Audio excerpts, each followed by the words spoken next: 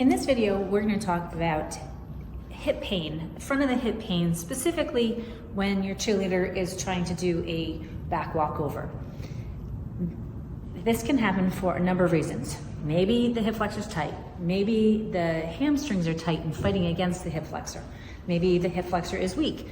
Maybe the other side is tight and compensating. How do you know? Let's dive into it. If you don't know me, I'm Laura Turner. I'm a doctor of physical therapy, I'm a strength coach, and I help cheerleaders reduce injuries and stay on the mat for as long as they like. I want to introduce you to my friend Miranda. This is my skeleton. Miranda's going to show us how the pelvis and the hip connect. As you can see, the hip joint right here is where your femur connects with the pelvis.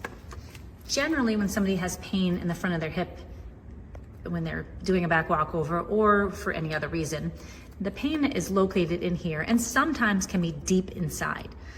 This could be a labral injury, which would be inside the hip joint and the acetabulum, where the greater trochanter meets the acetabulum, or it could be because of the hip flexor that attaches at the front. There's another hip flexor that attaches inside here called the iliacus. This is the psoas, and then you have the rectus femoris, which goes from the hip, the pelvis, down to the knee. The pelvis is one area that I see most people don't have control over. We all know that we need to stretch our hamstrings and stretch our quads or stretch our hip flexors to make our back stunts be better, make our jumps be higher, or to be able to do a back walkover. But all those muscles attach at the pelvis. And if the pelvis isn't moving right, then these can't move right. So here's the acetabulum that I showed you on Miranda. That's where the hip meets. The pelvis has to move back and forward. Generally, because of all these ligaments in the back here, it moves pretty solidly, but there's just a slight, subtle difference on each side. One side needs to move forward as the other side moves back with every step that we take.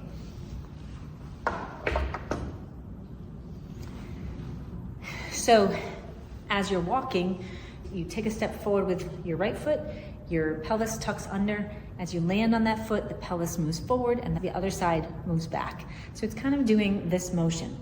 We aren't seeing that. It's not a big, like your arm can move like this, but your pelvis just moves very subtly. If it doesn't move at just the right time, we can create some hip impingement and we can create a strain through that hip flexor.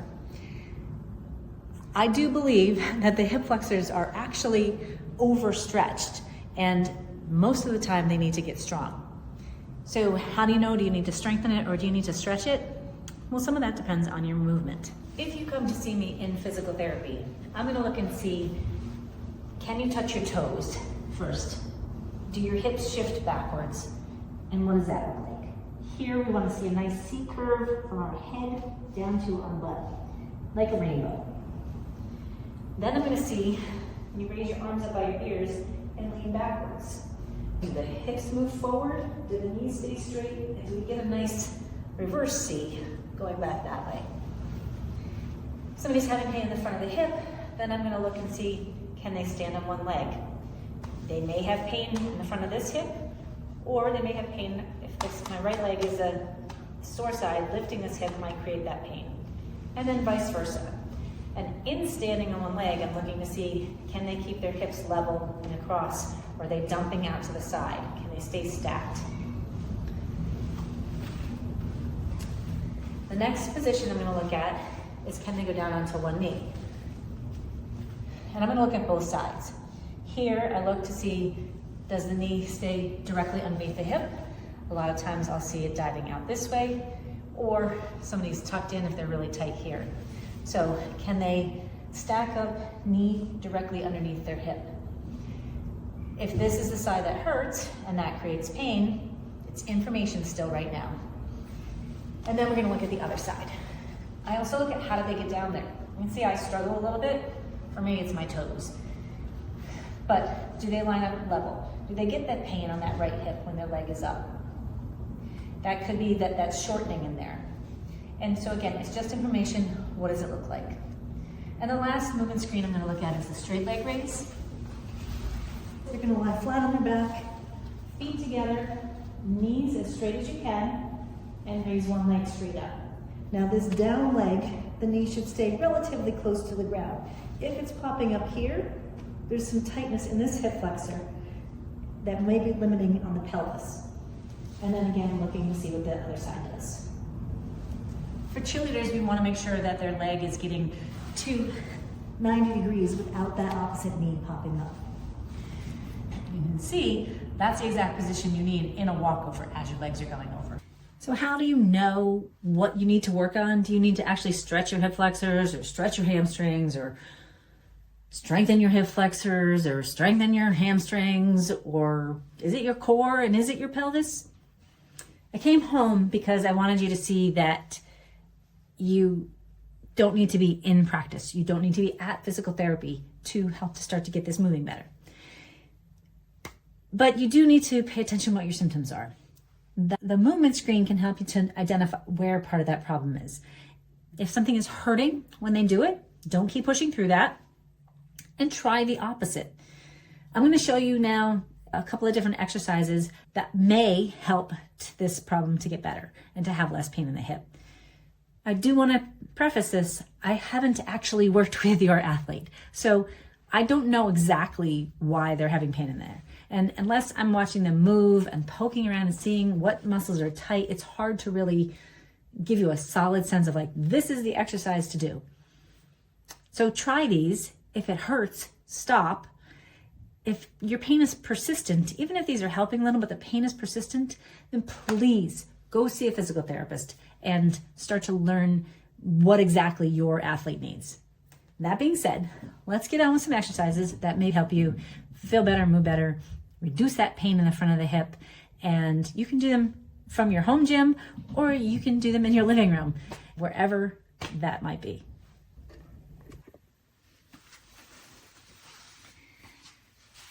For the sake of this video, I'm just going to show you the exercises on one side if we're doing leg exercise. But try both. See which one feels better. See which one makes the biggest difference. Don't keep stretching if you're not making a change. You should see a change right there as you're doing the exercise, like right after, and having a little less discomfort in the front of the hip. But it might take a while for that to stick, so it's okay if it comes back. But if you stretch it and it comes right back, it might need to get stronger. So try another exercise. All of these exercises give you a combination of both mobility and stability. So they should cover all aspects. But again, we don't know where you're at, so take where you're at and go from there. We're gonna start on your back with your knees bent.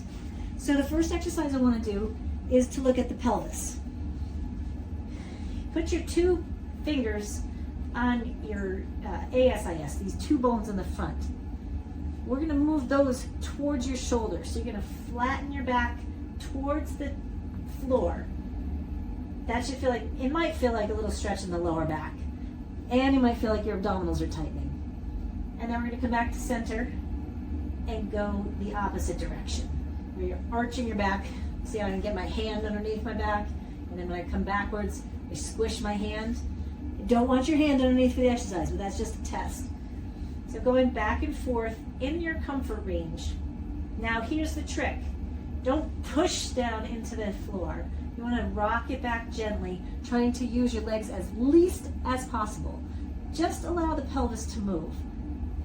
These are pelvic tilts, and they're pretty common in an exercise. You might have done crunches, or people tell you to just push it back into the floor.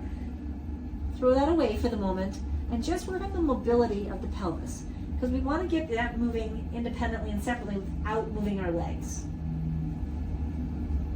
Play with the movement. If it feels great, if it feels good, go for it, do more.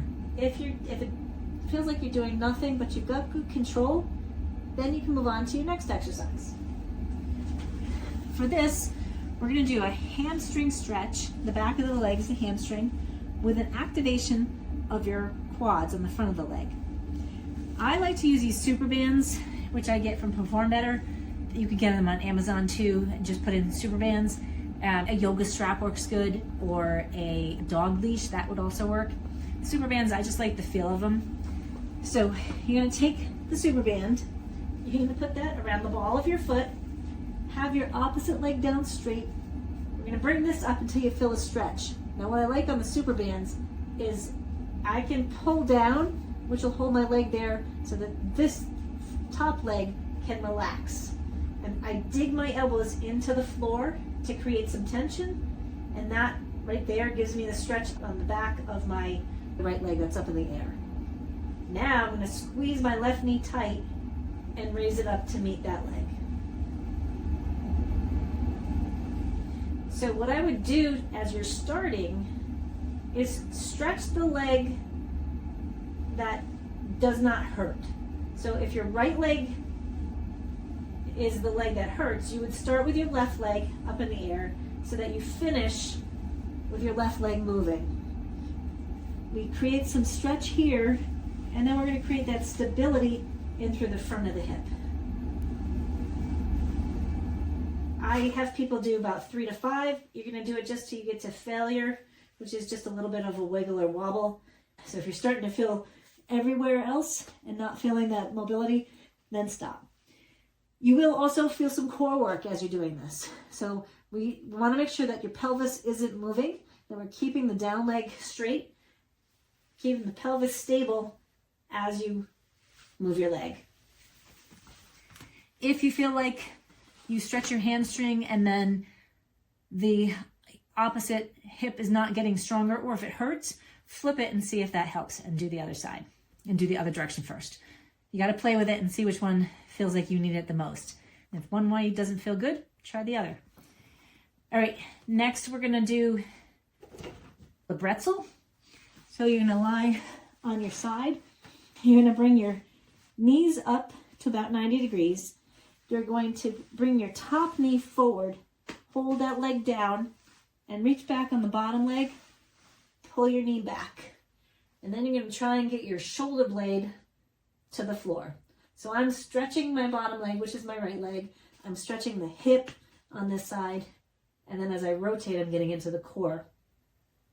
You can do this as a mobility exercise where you're rocking back and forth, or just come and hold it there for about 30 seconds. So this is a right quad stretch, and you will feel a lot of it into your hip. If you roll forward, you'll actually get more into the front of the hip. There's not a whole lot of room to move forward if this leg is down.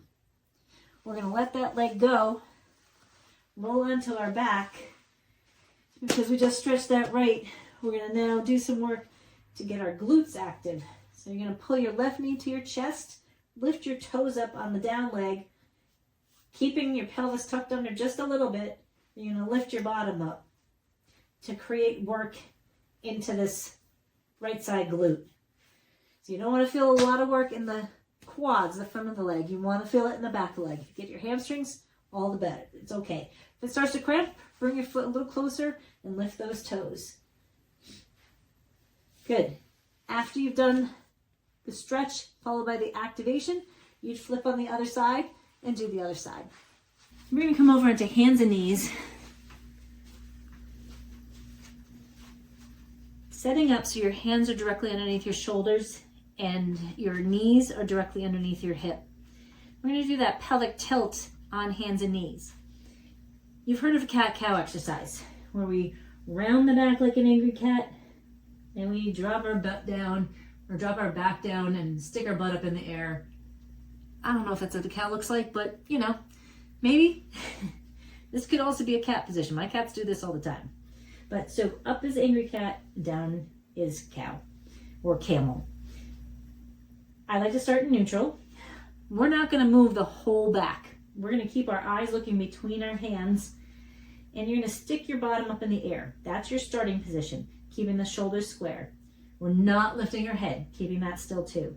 We want to create some nice stability through our shoulders for those walkovers. Now you're going to tuck your bottom under just the lower back till you feel a stretch in this area. Maybe you feel some tightening into your abdominals. And then you're going to go back into the other position. Try not to dump into it. We're working control here. Going up and then down. This is really good if somebody does have a low back pain. This can help too. manage that a little bit, help to relieve some. It gives you some nice motion through the lower back muscles. You create strength through the deep back muscles as well as getting into the core. Aim for 5 to 6 repetitions. They should not hurt. They should stay nice and controlled. We want to make sure that we're doing just the pelvis and we're not just letting the back hyperextend into this position and falling into that. We want nice and controlled, getting that pelvis moving. All right. Now we're going to get into a little bit more core while moving our legs. So we're going to go on to hands and knees. We're going to start with a bird dog, and then we're going to get into a hip extension in the quadruped.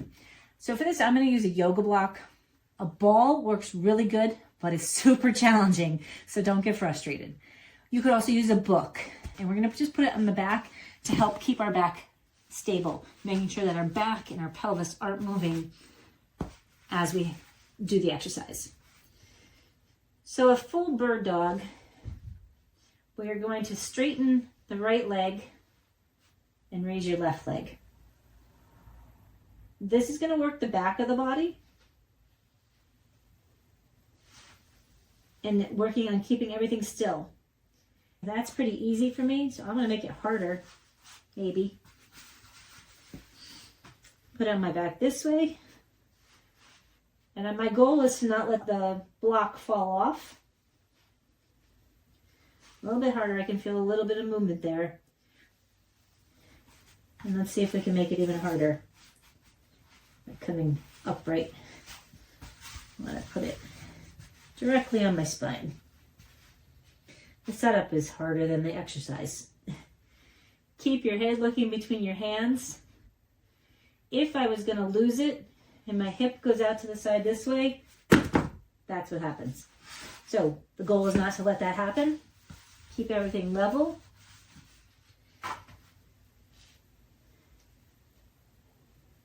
And again, to that bird dog. Try to touch your heel to the wall behind you and reach your fingers to the wall in front of you. Come back and get steady and do your other side. This is a great core exercise on the back of the body, and it will help to stabilize the lower back muscles. This is important in a back walkover because you are moving your legs while keeping the pelvis relatively still. Yes, we create that other movement as you're taking a step, but we want that stable core as we move our arms and our legs. And then we're going to go into a hip extension from our elbows, basically in the same quadruped position. I don't have a great hip extension, so you're going to see some good limitations on this one. And you're going to feel the work in your bottom and your glutes, and maybe a stretch in the front of the hip. What I don't want to see for the bird dog, I showed you one compensation, but another compensation that happens a lot with cheerleaders and flyers and tumblers, in the bird dog, they extend here. So they lift up and they hyperextend, and they really try to get their leg up, kind of whipping it. And you see how everything is kind of moving, but I'm not creating that stability through my back. So we want to try to keep everything level and not just whip through the back. The back shouldn't be doing the work. That should be stable, keeping those abs engaged, keeping your low back engaged, so that you're not moving that as you move your leg. Same thing on the down on your elbows. We want to put that on our back. Come down on your elbows. That locks in your lumbar spine.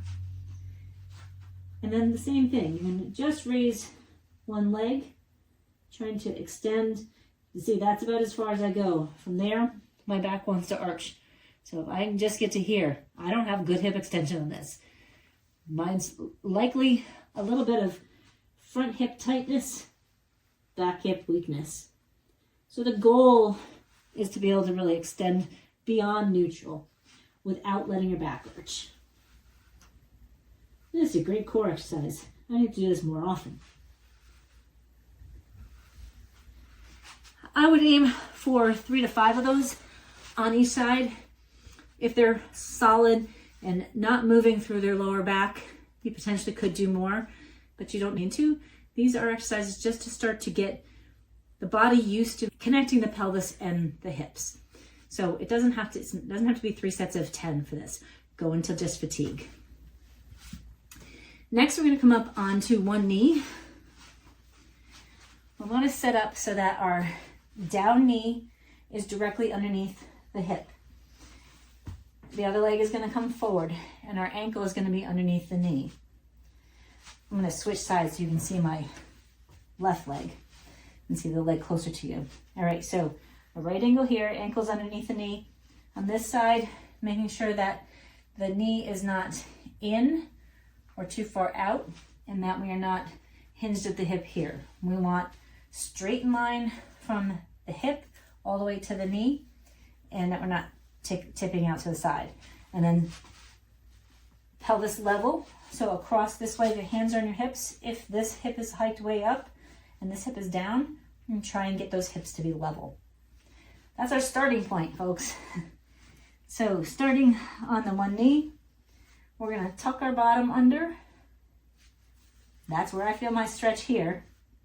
I'm gonna come forward just a tiny bit. Now, a mistake I see that a lot of cheerleaders make on this is that they, again, are arching the back. They want trying to really dive into that stretch and get really far, almost like doing a split. But they end up extending, lifting up their ribs, and posterior tilting their ribs, anterior tilting the pelvis, and they don't get the stretch on the psoas. So instead, we are posterior tilting the pelvis, tucking the bottom under, keeping our sternum down to keep the ribs level, and from there, moving our torso in one plane, coming forward, just till you feel a stretch. Once you find that stretch, we're gonna come back to center, go into an anterior tilt, and stick our booty back towards our foot. That's gonna get some work into the glutes. Come center, tuck under, go forward. This will stretch the hip flexor and you might feel some contraction in through your glutes, although I don't want that to be the big pusher. Try to let your glutes relax here. Once we find that load here, gets it a little stretch, automatically come up, stick your bottom out, and sit back. This shortens the hip flexor and lengthens glutes. We're gonna finish going back, start going forward. This will help. You can make a case for doing the opposite. If it doesn't feel right and it's not making a change, start back and come forward. This is working on some eccentric load, so a lengthening contraction of the hip flexors and the glutes to work on stabilizing both of them in that position. You can see that's like the baseline of a back walkover, right? We have one leg that's down and the other leg that's forward. When we come up into standing, we can work on those pelvic tilts again because we want to incorporate what we just did on the floor and make sure we can do it standing as well. So in standing, you're going to have your feet about shoulder distance apart. It doesn't have to be exact. You can play with it and see, does it make it harder with your feet together like you would start for a walkover? But in practicing, just start with your feet shoulder distance. You're going to keep the ribs down and the pelvis level to start. We're going to tuck the bottom under without letting your knees bend. So we want to try and keep them straight and just do a small motion where you're tucking that pelvis under and getting into a posterior tilt with the pelvis. That's like pressing your back into the floor or in cat-cow. That's the cat position. And we're going to come back to center and then you're going to stick your bottom out. And for this, the knees can bend a little bit. So the bottom sticks out here. Keep it so it doesn't hurt in the lower back. This is our cow position. Come back to center, straighten the knees. Tuck the booty under. Little tightening through the abdominals. Keeping the knees straight. And try to look straight ahead. You could work this and have your arms up overhead as if you're going to go into your back bend and just start to work the pelvic tilts here. Possibilities are endless. Those are the key exercises I would do to help manage hip pain, making sure that things are even and not overworking on one side or the other. And it also helps on stabilizing and moving from the pelvis, keeping that nice and stable as well. All of these exercises could be used to help manage the hip pain. So if your cheerleader already has hip pain, they can be used to manage that. You just want to listen to what it feels like. They can also be used to help prevent hip pain and creating better hip mobility and core stability to allow our legs to move independently on a relatively stable pelvis that also has to just give that little shift to move with the leg and counterbalance the leg. That's called the joint by joint approach. One extends, the other one flexes, and they kind of counterbalance each other. And it works all the way up from the foot up into the head. But just looking at the pelvis and the hips, these exercises will help to balance that.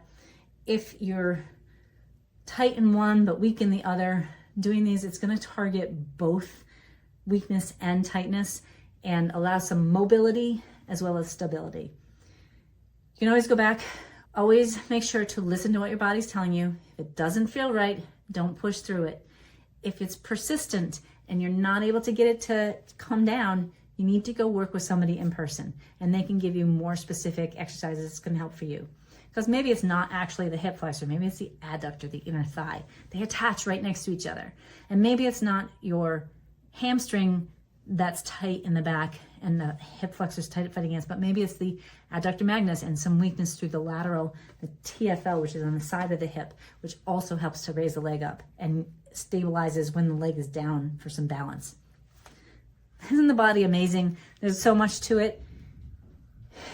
In order to just manage pain, if it's aching, throbbing, nagging, constant after an activity, you might try icing to get that to calm down. If it's stiff and tight, doing some mobility work is good. Having a proper warm-up is really important.